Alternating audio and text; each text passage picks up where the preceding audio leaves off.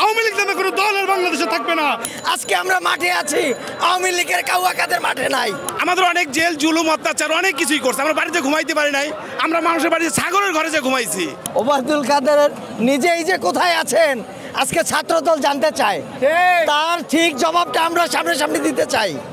ওবায়দুল কাদের বলতো, নারায়ণগঞ্জের শামীম ওসমান বলতো কথায় কথায় যে খেলা হবে, আজকে আমরা মাঠে আছি, আওয়ামী লীগের কাউয়া কাদের মাঠে নাই। বাংলাদেশকে দেশের মানুষ বয়কট করেছে, আজীবনে বসে বাংলাদেশের আওয়ামী লীগ নামে কোনো দল আর বাংলাদেশে থাকবে না, কারণ তারা খুনিদের কোনো আস্থা নয়, এই সোনার বাংলায় হবে না। শেখ হাসিনার কোনো ঠিকানা বাংলাদেশে থাকবে না, সে বাংলার মানুষকে কখনো ভালোবাসেনি, সে বাংলার মানুষের না, সে 17 বছর ধরে বুঝিয়ে দিয়েছে বাংলার মানুষকে সে ভালোবাসেনি। আওয়ামী লীগের কাউয়া কাদেরকে বলতে চাই, বাংলাদেশের ছাত্র দল এখনো রাজপথে আছে, ছাত্র সমাজ রাজপথে আছে, বাংলাদেশের ওবায়দুল কাদের নেই। আমাদের সাথে আসুক, আমরা তার সাথে খেলবো। এখন স্বৈরাচার পৃষ্ঠপোষকতায় যারা আশ্রয় প্রশ্রয়ে বাংলাদেশের মানুষকে ধ্বংস করেছেন, তাদেরকে অতি শীঘ্রই আইনের আওতায় এনে বাংলাদেশের জনগণের মুখোমুখি দাঁড় করিয়ে তাদের বিচারের আওতায় আনা হবে।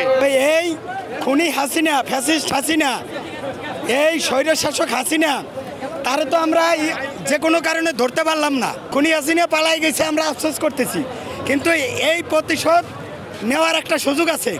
তার যারা দালাল আছে, মুরগি কবিরের মতো, শ্যামল দত্তের মতো যারা সাংবাদিক নামের কলঙ্ক, তার যারা দোসর, যারা এই গলিতে ওয়ালিতে উকি ঝুঁকি মারতেছে, এদেরকে ধরে যেমন কুকুর তেমনি মুগুর দিতে হবে। আওয়ামী লীগের যে নির্যাতনগুলো যে আমাদের করছে, যে স্বৈরাচার শাসক যে নির্যাতনগুলি করছে, তাদেরকে আমরা ওইভাবেই জবাব দিব, রাজপথে আমরা জবাব দিব তাদেরকে। কিন্তু তারা তো পালিয়ে গেছে, এখন তো তাদের আমরা পাচ্ছি না। যারাই আছে তাদেরকে আমরা ওইভাবে কঠোরভাবে জবাব দিব।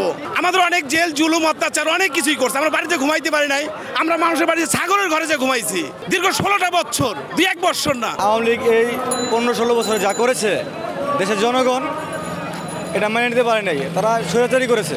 সারা বিশ্বে সবাই জানে স্বৈরাচারের পতন হয়, একদিন না একদিন হয়। এখন আমাদের শিক্ষা নেওয়া উচিত, স্বৈরাচারের পতন যেভাবে হয়েছে এইভাবে যেন আর কোনো স্বৈরাচার এই দেশে জন্ম না নিতে পারে। এই 17 বছর 16 বছরে আমাদের উপর মিথ্যা মামলা, গুম খুন, অন্যায় অত্যাচার, বাড়ি ছেড়ে থাকতে হয়েছে। রাতের বেলায় বাড়িতে থাকতে পারি নাই, ঘরে থাকতে পারি নাই, খেতে ঘুমাইছি, মাঠে ঘুমাইছি, মাথায় ইট দিয়ে ঘুমাইছি, মশার কামড় খেয়েছি, মিথ্যা মামলা দিয়েছে, অনেক মানুষের মা বোনের বাড়ি ছাড়া করেছে। নেতা কর্মীরা নাই মানে আমি নিজে আজকেও দেখছি কয়েকটা উকি ঝুঁকি মারে, সে কিছু আছে পলাইয়া, আর কিছু আছে ছোটোখাটো যেগুলি, ওইগুলি ওই যে ইঁদুর শিখে যেমন একটু মাথা উঁচু করে, একটু কাটা বিছড়ায়, ওরাও এরকম আগে তো সব কিছু খাইছে, এখন মাথাও জাগাইয়া ইঁদুরের মতো কাটা বিছড়ায়। তার মানে কোথায় সুদ আছে, ঘুষ আছে, কোথায় ধান্দা আছে, বিছড়ায়।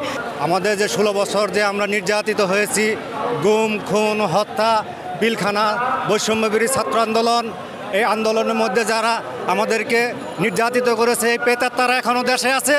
আমি বলতে চাই, এই প্রেতাত্মাদেরকে খুঁজে বের করে এনে তাদেরকে এর বিচার করা উচিত এবং তাদেরকে শাস্তি আইনের আত্মআইনের শাস্তি দেওয়া উচিত এবং তাদেরকে খুঁজে বের করে আনা হোক এবং তাদেরকে শাস্তি দেওয়া হোক। ওবায়দুল কাদের এখন খেলতে ইন্ডিয়াতে চলে গেছে, তার সেই মুদির বউ শেখ হাসিনা, ওনারা সহকারে সকলে এখন ইন্ডিয়াতে চলে গেছে।